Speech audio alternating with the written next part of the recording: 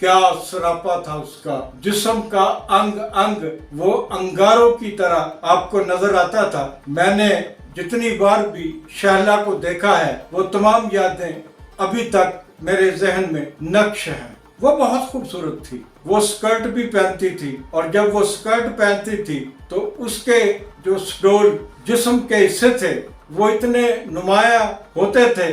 वो लड़का महफिल में आया और उसने बड़े जोर से आवाज दी, शैला नहीं नाचेगी आज, शैला डांस नहीं करेगी। उसके पास कोई रास्ता नहीं था तो उसने हकीम कदवाई साहब जो थे उनको फांस लिया। औज़ बिल्लाहि मिनश शैतानिर रजीम, बिस्मिल्लाहिर रहमानिर रहीम।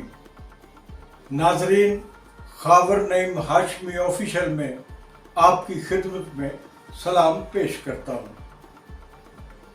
आज हमारी कहानी का उन्वान है एक थी शैला। ये शैला नाम की एक लड़की की कहानी है जो उसकी कहानी मेरे सामने से गुजरी है। तमाम की तमाम जो कहानी है वो मैंने सुनी नहीं हुई, मैंने देखी हुई है। तो मैं बहुत उम्मीद रखता हूँ कि आज की कहानी को आप आखिर तक मुकम्मल दिलचस्पी के साथ सुनेंगे। आपसे फिर गुजारिश करता हूँ, खावर नईम हाशमी ऑफिशियल को सब्सक्राइब करें।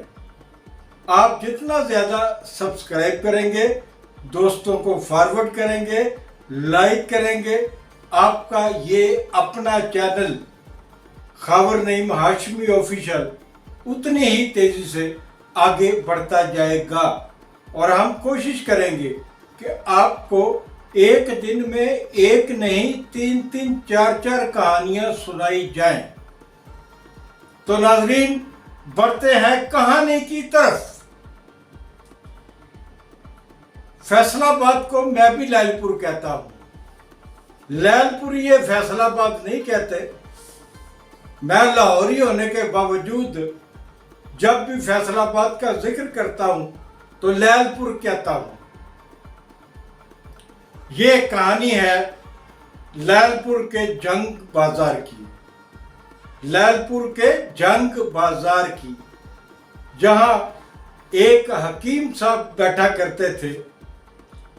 साहिर कुदवाई उनका नाम था, साहिर किदवाई। हकीम साहब एजड थे, उनको शायरी से बहुत शगफ था।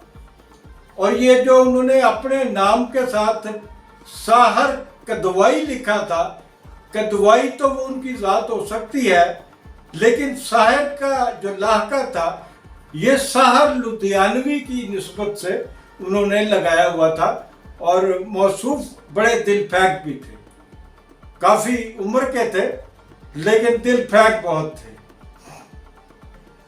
जिस जमाने की मैं बात कर रहा हूं उस दौर में एक खूबसूरत सी औरत ने, मैंने चूंकि उस औरत को देखा हुआ है, अगर आप अदाकारा अंजुमन या अदाकारा मुसरत नज़ीर का सरापा अपनी आंखों के सामने लाएं तो बिल्कुल वो वैसी ही खूबसूरत और जवान थी। 45 साल के करीब उसकी उम्र होगी। तो उस खातून ने हकीम साहिर किदवाई के पास जाना शुरू किया। और मैं आपको ये भी बताता चलूं कि हकीम साहब, पता नहीं हकीम साहब थे भी या नहीं थे, लेकिन वो खुद को डॉक्टर कहलवाते थे, डॉक्टर साहिर किदवाई। तो वो खूबसूरत औरत जिसकी उम्र को 45 साल के करीब थी, वो डॉक्टर साहब के करीब होने लगी। ये औरत शादीशुदा थी। इस औरत की एक 18-19 साल की बेटी भी थी, जो इस औरत के मुकाबले में 1000 गुना ज्यादा खूबसूरत थी। क्या सरापा था उसका। जिस्म का अंग अंग वो अंगारों की तरह आपको नजर आता था। मैंने जितनी बार भी शहला को देखा है वो तमाम यादें अभी तक मेरे जहन में नक्श हैं।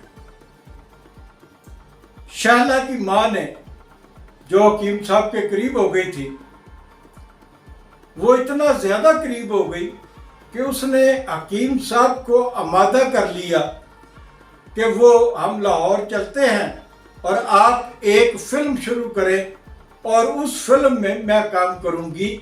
मैं फिल्म में काम करना चाहती हूँ और अच्छा रोल करना चाहती हूँ। हो सके कहानी की डिमांड हो कि 40-45 साल की औरत हीरोइन बन सकती है, तो वो मैं हीरोइन आना भी पसंद करूंगी। वो औरत फिल्म इंडस्ट्री में एंटर होना चाहती थी, उसके पास कोई रास्ता नहीं था, तो उसने हकीम किदवई साहब जो थे उनको फांस लिया। किदवई साहब उनकी बातों में आ गए उस खातून की। किदवई साहब का एक सहाफ़ी दोस्त था, उसका नाम था ज़ाहद अक्कासी। ज़ाहद अक्कासी रोजनामा मुसावात का फिल्म एडिटर और फिल्म रिपोर्टर था और उसकी फिल्म इंडस्ट्री में बहुत शनासाई थी, बहुत ताल्लुकात थे। वो सारा दिन कभी किसी एक्टर के घर गया, कभी किसी एक्ट्रेस के घर गया, कभी स्टूडियो में गया, कभी किसी के दफ्तर में बैठ गया। वो हर वक्त 24 घंटे। और ज़ाहद अक्कासी भी शायद लैलपुर से एक्टर बनने के लिए लाहौर आया था। अदाकारी का तो शायद उसको मौका नहीं मिला।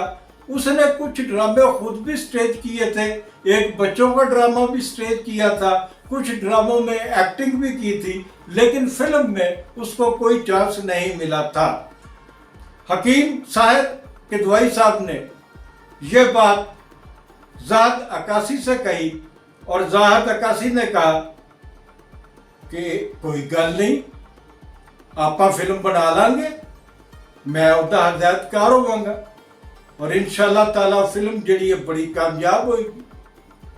तो इस तरह उसने हकीम साहब को अपने चुंगल में फंसाया ज़ाहद अक्कासी ने, और हकीम साहब एक खतीर सरमाए और उस खूबसूरत औरत के साथ लाहौर आ जाते हैं और लाहौर में फिल्म का आगाज करते हैं। नाम था फिल्म का गोल्डन चांस। यह फिल्म बनी भी थी और गुलिस्तान सिनेमा में लगी भी थी, लेकिन सिर्फ उसका एक शो चला था। अब हम आते हैं कहानी के दूसरे मरहले की तरफ।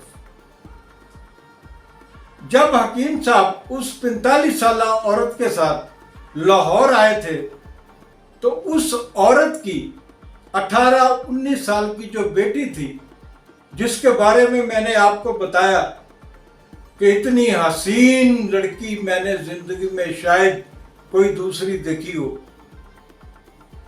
ऐसे सरापे की लड़की शायद लोग ख्वाबों में देखते हों या डाइजेस्टों के टाइटल्स पे छपती हों।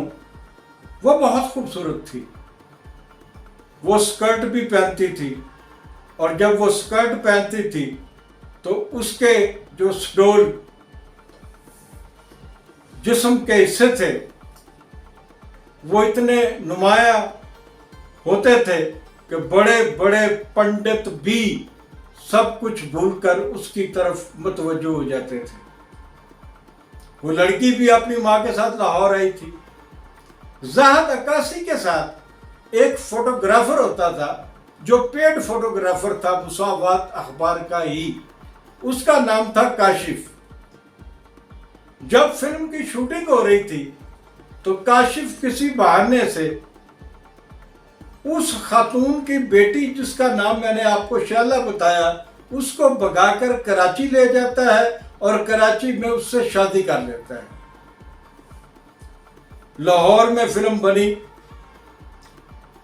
फिल्म बनने के बाद वो डब्बा करार पाई, फ्लॉप हो गई।